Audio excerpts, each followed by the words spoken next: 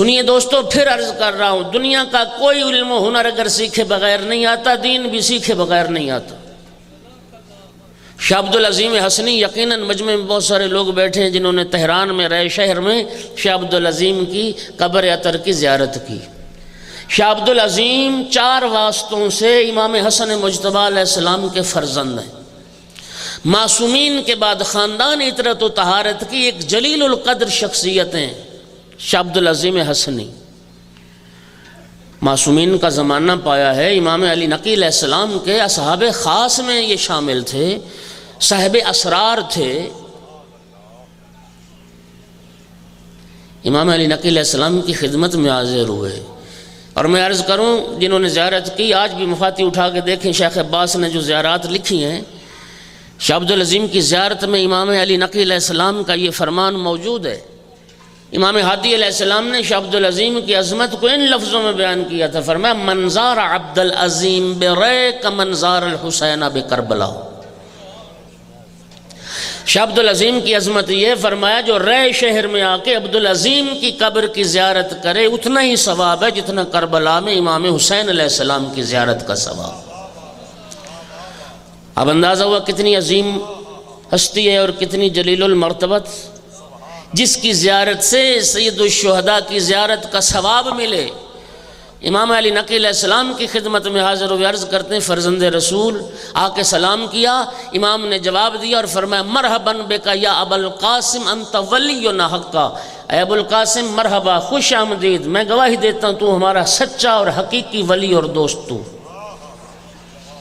آقا کی خدمت میں حاضر ہوئے، عرض کرتے ہیں فرزند رسول میں اپنا دین اور اپنا عقیدہ آپ کے سامنے پیش کرنا چاہتا ہوں۔ فرزند رسول آپ میرا دین عقیدہ سن کے اس میں کوئی کمی کوتاہی ہے اس کی اصلاح فرمائیں۔ میں چاہتا ہوں کہ میں صحیح دین اور عقیدے کے ساتھ دنیا سے جاؤں، صحیح عقیدے پر مجھے موت آئے تاکہ میری دنیا اور آخرت کامیاب ہو جائے۔ غور کر رہے ہو یا نہیں کر رہے؟ یقین کرنا دوستو، یہ جو روایت عرض کر رہا ہوں شیخ صدوق نے اس کو ذکر کیا اور دیگر محدثین نے۔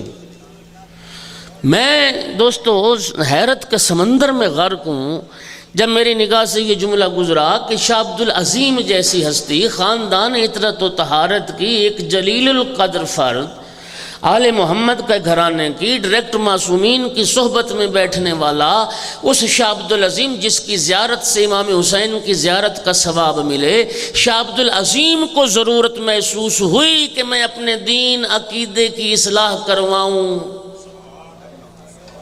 ہائے ہائے، انہیں ضرورت محسوس ہوئی، اور ہم جو ڈائریکٹ معصومین کی صحبت میں بیٹھا، جو آل محمد کے گھرانے کی ایک عظیم ہستی، انہوں نے ضرورت محسوس کی، اور ہم جنہوں نے زندگی میں نہ قرآن پڑھا، نہ حدیث پڑھی، نہ علماء کے پاس بیٹھے، نہ مدارس کا رخ کیا، نہ عقیدے کی کوئی کتاب پڑھی، نہ اخلاقیات کی کوئی کتاب پڑھی، ہمارے پاس کیا گارنٹی ہے جو میرا دین ہے وہی ٹھیک ہے اور وہی حق ہے اور وہی سچ ہے؟ کیا ہمارا حق یہ نہیں بنتا کہ ہم جس عقیدے اور دین کو لیے پھر رہے ہم بھی تصدیق تو کریں کہ قرآن و سنت اس کی تائید اور تصدیق بھی کرتی ہے یا نہیں کرتی ہے؟ شاہ عبدالعظیم نے اپنا دین عقیدہ پیش کیا۔ امام علیہ السلام نے سن کے فرمایا ھذا دینی و دین آبائی۔ امام نے ان لفظوں سے، امام ہادی علیہ السلام نے ان لفظوں سے مور تصدیق ثبت فرمائی، فرمایا اے ابو القاسم میرا بھی یہی دین ہے، میرے آباء و اجداد کا بھی یہی دین ہے، اسی دین پہ مضبوطی سے قائم رہنا، دنیا بھی کامیاب آخرت بھی کامیاب۔ توجہ ہے؟ اب آپ حضرات چاہتے ہیں کہ وہ دین عقیدہ جو شاہ عبدالعظیم نے سنایا اور امام نے مہر تصدیق ثبت کی آپ کو بھی پتہ چلے؟ چاہتے ہیں؟ اس سے آگاہ ہونا چاہتے ہیں؟ جو آگاہ ہونا چاہتے ہیں وہ ایک صلوات پڑھیں بلند آواز۔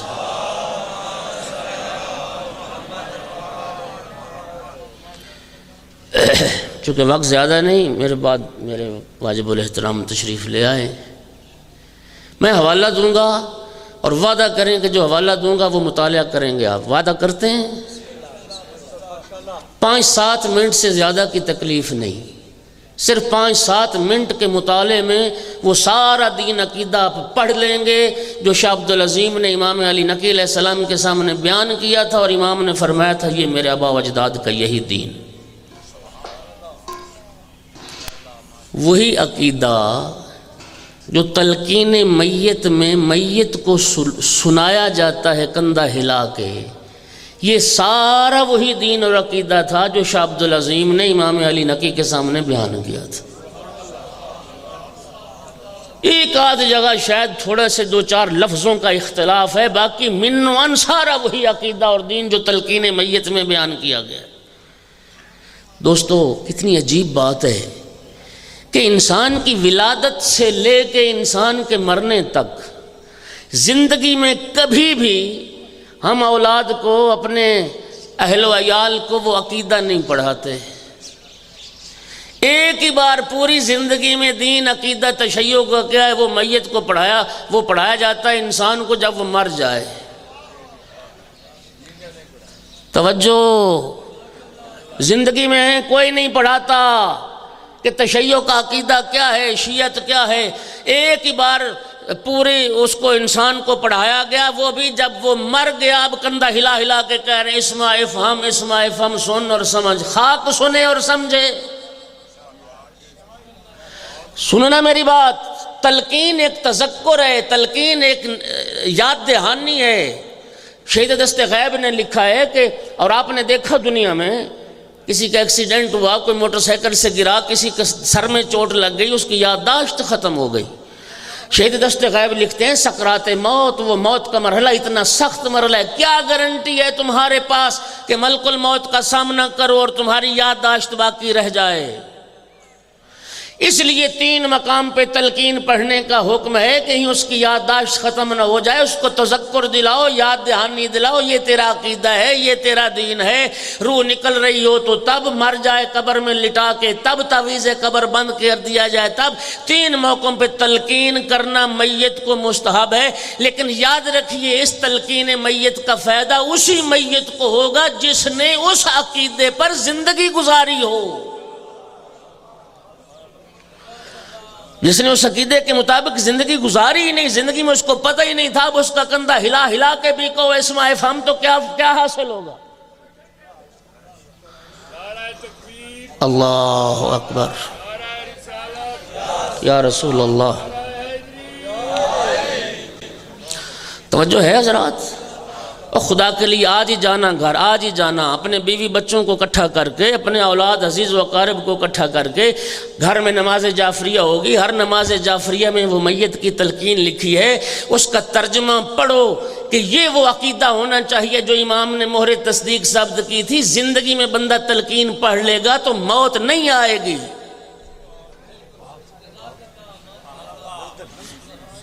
تلقین پڑھنے سے موت آئے گی؟ ہاں، اور اگر خدا نخواستہ قضیہ اتفاقیہ ہو بھی گیا، ادھر تلقین پڑی موت آ گئی، تو کم از کم صحیح عقیدے پہ تو موت آئے گی۔ اور زندگی میں پڑھاؤ، وہ تلقین کرو، زندگی میں اس کو بتاؤ یہ تیرا عقیدہ ہے۔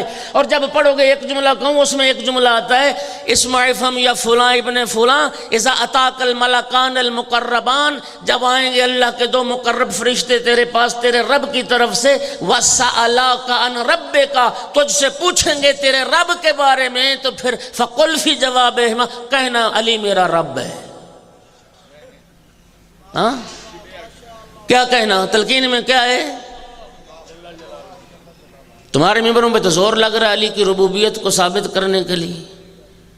تلقین میں امام علی نقی فرماتے ہیں یہ پوچھا جائے گا، قل فی جوابہما، ان کے جواب میں کہنا اللہ جل جلالہ ربی۔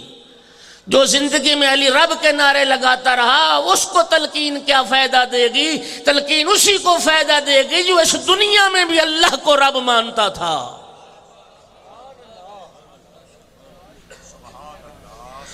یہ ایک جملہ تھا جو میں نے کہہ دیا، اب وعدہ آپ نے کر لیا ہے، اور خالق قرآن میں فرماتا ہے قیامت کے دن پوچھا جائے گا اگر وعدہ پورا نہیں کرو گے تو۔ اب یہ تم نے وعدہ کیا ہے، گھر جا کے پورا کرنا ہے، اس تلقین کو ترجمے کے ساتھ پڑھنا ہے، اپنے بیوی بچوں اہل و عیال سب کو سنانا ہے، اور پھر کہنا ہے کہ تشیع کا عقیدہ علی اللہ نہیں، علی رب نہیں، علی امام ہے، چونکہ اگلا سوال پھر علی کی امامت کا بھی ہونا ہے، جس کے جواب میں کہا جائے گا علی میرا امام ہے، اور علی سے لے کے مہدی تک سب میرے امام۔ توجہ ہے ارباب؟ اس لیے میں کہہ رہا ہوں اگر دنیا کا کوئی علم و ہنر سیکھے بغیر نہیں آتا تو دین بھی سیکھے بغیر۔ اس لیے تو جناب جابر کو وصیت فرمائی نہج البلاغہ کلمات قصار میں آقا امیر المومنین علیہ السلام کا وہ ارشاد گرامی۔ پڑھیے نہج البلاغہ کو، مطالعہ کیجئے نہج البلاغہ کا، وہ شیعہ نہیں جس گھر میں نہج البلاغہ قرآن اور صحیفہ سجادیہ نہ ہو۔ یقین کیجئے اغیار نے بڑی قدر کی ان کتابوں کی۔ شہید مطہری نے اپنی ایک کتاب میں ذکر کیا، برطانیہ میں ایک لائبریری ہے، برطانیہ میں ایک لائبریری ہے جس لائبریری میں صرف ایک کتاب رکھی ہوئی ہے اور وہ ہے نہج البلاغہ۔ صرف ایک کتاب پر مشتمل لائبریری، نہج البلاغہ کی عظمت کے پیش نظر وہ کہتے ہیں یہ وہ عظیم کتاب ہے کہ جس ایک کتاب کے ہوتے ہوئے اور لاکھوں ہزاروں کتابوں کی ضرورت ہی نہیں ہے۔ ہاں، اور ہم پھول پھول میں بہت سارا خرچ کر لیں گے، نہج البلاغہ خریدنے کو کوئی تیار نہیں، نہج البلاغہ پڑھنے کو کوئی تیار نہیں۔ اچھا میں ایک اور بات بھی کروں، بات آ گئی ہے، یہ مجھے کئی دوست ایسے ملے ہیں۔ یاد رکھیے نہج البلاغہ کے پڑھنے کا بھی ایک خاص طریقہ ہے، مطالعے کا خاص طریقہ ہے۔ وہی طریقہ نہج البلاغہ کے مطالعے کا ہے جو قرآن کے حفظ کا ہے۔ توجہ کر رہے ہو؟ قرآن پاک کے حفظ کا کیا طریقہ ہے؟ آخری پارے سے شروع کرتے ہیں، جو حفظ کرواتے ہیں وہ سورہ بقرہ سے حفظ شروع نہیں کرواتے، آخری پارے سے شروع کرواتے ہیں۔ پہلے چھوٹی چھوٹی صورتیں، چھوٹی چھوٹی صورتوں کو حفظ کرتے جاتے ہیں، پھر بڑی صورتوں کی طرف چلے جاتے ہیں۔ توجہ ہے؟ یہی طریقہ نہج البلاغہ کے پڑھنے کا ہے۔ مجھے کئی آپ خود دوست ملے، مجھے کہنے لگے ہم نے کئی بار شروع کیا، پہلا خطبہ عظمت توحید پر جو سمندر توحید کا وہ چکرا کے انسان رکھ دیتا ہے، بس اس کا طریقہ یہ ہے کلمات قصار سے شروع کرو، جو تیسرا حصہ ہے نہج البلاغہ کا۔ چھوٹے چھوٹے کلمے، حکمت بھرے کلمات ہیں، انسان تھکتا نہیں، گھبراتا نہیں، دلچسپی بڑھتی جاتی ہے۔ دو دو چار چار صفحے پڑھتے جاؤ، جب وہ کلمات قصار ختم ہو جائیں پھر مولا کے خطوط پہ آ جاؤ، خطوط پڑھو۔ میں کہتا ہوں لوگ غالب کے خط شوق سے پڑھتے ہیں، علی مولا کے خط کیوں نہ پڑھیں؟ مولا کے خطوط پڑھو، دوست دشمن کو کیسے خط لکھتے تھے، کیا خطاب کرتے تھے، پھر جب کلمات قصار اور خطوط کا مطالعہ ہو جائے گا اب مولا کے خطبات کو سمجھنے کی بھی صلاحیت پیدا ہو جائے گی۔ کلمات قصار میں آقا امیر المومنین کا جملہ جناب جابر سے فرمایا تھا، یا جابر قوام الدین والدنیا بعربہ، اے جابر چار بندوں کی وجہ سے دین اور دنیا قائم ہے، دو بندوں کی وجہ سے دین قائم ہے، دو بندوں کی وجہ سے دنیا قائم ہے۔ جن افراد کی وجہ سے دین قائم ہے سنو گے، جناب امیر فرماتے ہیں بعالم مستعمل علمہ، علی مولا فرماتے ہیں اس عالم کی وجہ سے دین قائم ہے جو اپنے علم پر عمل کرے۔ یہ میں کہہ رہا ہوں، یہ مولا امیر فرما رہے ہیں، حوالہ میں نے دے دیا، مطالعہ خود کر لیں۔ عالم با عمل کی وجہ سے علی مولا فرماتے ہیں دین قائم ہے۔ اور دوسرا، حیران ہو جاؤ گے، دوسرا بندہ جس کی وجہ سے دین قائم ہے، فرماتے ہیں بجاہل لا یستنکف ان یتعلم، اس جاہل کی وجہ سے بھی دین قائم ہے جو دین سیکھنے میں شرم نہ کرے۔ اسی نہج البلاغہ میں آقا کا خطبہ ہے، مولا فرماتے ہیں اللہ نے علماء سے بھی ایک عہد لیا ہے، جہلاء سے بھی ایک عہد لیا ہے۔ علماء سے عہد لیا، جہلاء سے یہ عہد لیا ہے کہ جو نہیں جانتے علماء سے پوچھیں، علماء سے یہ عہد لیا ہے کہ حق بیان کریں اور کلمہ حق کہیں لوگوں۔ اس لیے کہہ رہا ہوں کہ جب تک دین سیکھو گے نہیں اس وقت تک دین نہیں آئے گا۔ نہ بنا اپنی اولاد کو تو مولوی، نہ بنا تو ملا، دیندار تو بنا۔ اسے فرائض کا پتہ ہو، اسے عقائد کا پتہ ہو، اسے اخلاقیات کا پتہ ہو، اسے حلال و حرام کا پتہ ہو. اور سب فقہا نے لکھا، سب فقہا نے، کسی فقیہ کا رسالہ عملیہ اٹھا کے دیکھ لو، مبتلا بمسائل، جن مسائل کی انسان کو عموماً ضرورت پڑتی ہے، ان مسائل کا سیکھنا ہر مکلف پر واجب ہے. باقی دین سیکھنے کے لیے یہ نظام اجتہاد و تقلید ہے.